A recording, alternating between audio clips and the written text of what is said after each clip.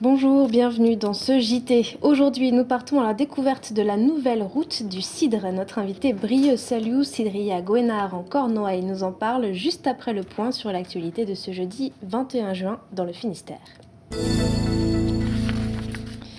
Coup dur pour le club brestois de handball féminin. L'Arvor 29 est officiellement relégué en D2. Le comité national olympique et sportif a finalement suivi l'avis de la Fédération française de handball ce jeudi. Reportage de Frédéric Lorenzo.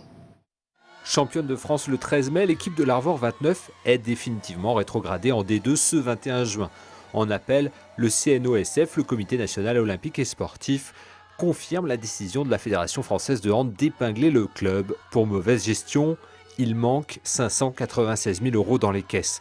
Le président est amer car selon lui, la fédération n'a pas tenu ses engagements. Le président de la fédération me disait régler le financier, le reste suivra. Hier, on était avec des éléments probants qui appuieraient le passif du club, qui permettaient de redémarrer la saison prochaine avec un budget correct pour pouvoir jouer la saison. Et on s'aperçoit que ça ne suffit pas. Donc chaque fois qu'on avance avec la fédération, on nous a demandé des choses supplémentaires. Des vieux clubs qui sont là, qui ont beaucoup de titres, qui sont là depuis 20 ans, ont mis des gens à tous les niveaux de la fédération. Nous, on arrive, donc on n'a personne à tous les niveaux. Donc bon, y a plein de choses qui rentrent, qui nous en veulent, je ne suis pas sûr. Ils sont contents de se débarrasser d'un concurrent, ça c'est sûr. L'Arvor a grandi vite, trop peut-être, mais cette croissance a-t-elle été réellement suivie par les collectivités locales ? Effectivement, on pourrait dire qu'ils n'en ont jamais fait assez, mais j'aurais tendance à dire aussi que c'était à nous d'assumer notre budget à l'époque. Les internationales vont partir, ça c'est une certitude. Je ne sais pas trop, on est en train de voir encore en D2 si c'est faisable de tenir le financier dans ces conditions. Et si ça ne l'est pas, ce sera un dépôt de bilan. Ce jeudi soir, le conseil d'administration du club se réunit pour décider de poursuivre en D2 avec le déficit ou définitivement mettre fin à l'Arvor 29. Jour J pour la mise à l'eau de 2 skerries. Les skerries, ce sont des bateaux en kit que des collégiens de Guipava ont entièrement assemblés. Xavier Patrijon a profité d'une éclaircie pour accompagner la première mise à l'eau au port du Moulin Blanc.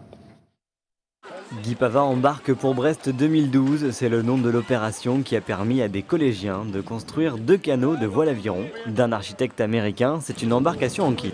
C'est la première sortie des bateaux, donc des skerries, qui ont été construits cette année avec les collégiens. Alors, la première étape, ça a été déjà de mobiliser les collèges sur cette action. Voir comment ils allaient pouvoir intégrer le projet de constructeur, parce que l'idée était vraiment de faire construire des élèves. Et ces jeunes ne sont pas peu fiers de leur bateau. Ces bateaux, c'est nous qui les avons construits, donc de A à Z. C'était amusant, qu'on a pu apprendre plein de choses sur la fabrication des bateaux, que comme quoi ça peut monter vite et ça flotte facilement. Ce matin, pour cette première mise à l'eau, même le soleil s'est invité un court instant. Et bonne nouvelle pour les bateaux, ils flottent. Un essai cependant réalisé sans voile, le vent étant trop violent. On a passé donc 2h30, donc tous les lundis, donc 1 an ça a duré en gros le chantier. Pour moi c'est que du bonheur, déjà voir les enfants, c'est surtout pour eux, monter sur un bateau qu'ils ont fait, c'est hyper important de pouvoir montrer, serait-ce qu'à leurs parents et à tous les gens qu'ils ont fait quelque chose de leurs mains. Prochaine mise à l'eau pour le grand bain prévue pour les Tonnerres de Brest, et cette fois-ci ce sera toute voile d'or. Ce jeudi 21 juin, c'est la fête de la musique. Pour certains collégiens, la musique n'est pas tout à fait une fête, mais plutôt une option pour le brevet. C'est le cas dans un collège de Châteauneuf-du-Fou. Jazz à l'école, un reportage de Mathilde Kemener. Swinguer l'histoire de l'art. C'est possible au collège Notre-Dame-des-Portes à Châteauneuf-du-Fou. Depuis 2009, cette matière est obligatoire en France et fait partie des épreuves du brevet. Le contenu étant libre, l'établissement a fait appel dès le début à l'association locale Jazz Craze Brace. On a souvent des concerts de jazz ou d'autres musiques dans des écoles, donc des interventions de temps en temps, mais c'est la première fois, je pense, qu'en Bretagne, c'est intégré réellement dans le programme. 5 heures de cours par trimestre sont assurées par des musiciens professionnels de l'association. En groupe ou à plusieurs, les élèves doivent choisir un thème et une œuvre engagée pour leur oral. À Notre-Dame-des-Portes, elles sont 3 à avoir été séduites par le jazz.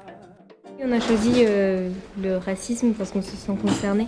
Les chansons qu'on a choisies de jazz correspondent tout à fait à notre thème parce que ça parle de la ségrégation, de la lutte pour les droits civiques. Par exemple, ils disent que les oiseaux, c'est les corbeaux, je crois. Oui. Ils arrivent pour déchiqueter les corps. Ça se voit que c'est du vécu, quoi. Ouais, les personnes qui ont écrit ces chansons-là, ils l'ont vu, ils ont peut-être des personnes de leur famille à qui ça leur est arrivé. Du coup, ils mettent leur émotion dans ces chansons-là et on les ressent après, quoi. Pour l'année prochaine, l'association espère que cette initiative se développe dans d'autres collèges.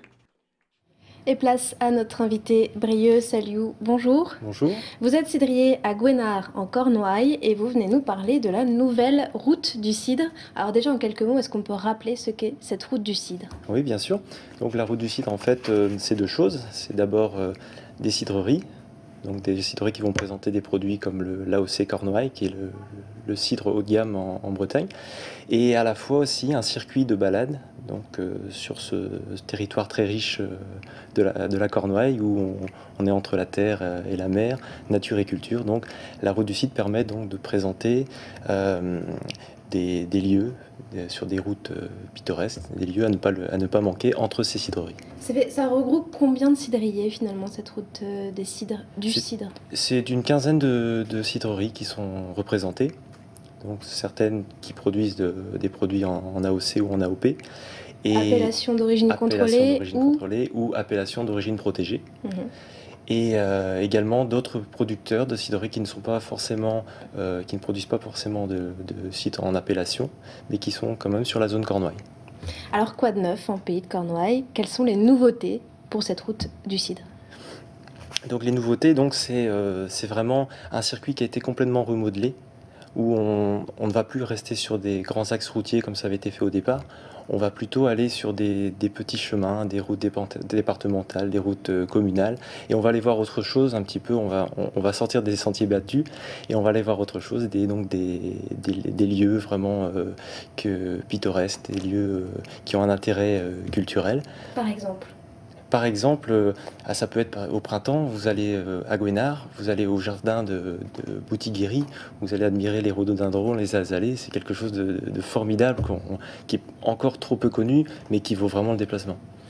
Et alors, qu'est-ce que recherchent les visiteurs finalement en faisant cette route du cidre? Cette route du cidre, déjà, on leur a dit qu'ils étaient sur une route, donc ils cherchent quand même, entre 2 cidreries, un chemin où ils vont pouvoir apprendre des choses, ils vont pouvoir s'occuper, se distraire, parce que ça s'adresse quand même à des touristes, bien sûr aux Finistériens également, mais ils vont avoir envie de passer une journée, un moment, s'arrêter, pourquoi pas dans une cidrerie, mais la cidrerie, ça va être une étape de la journée.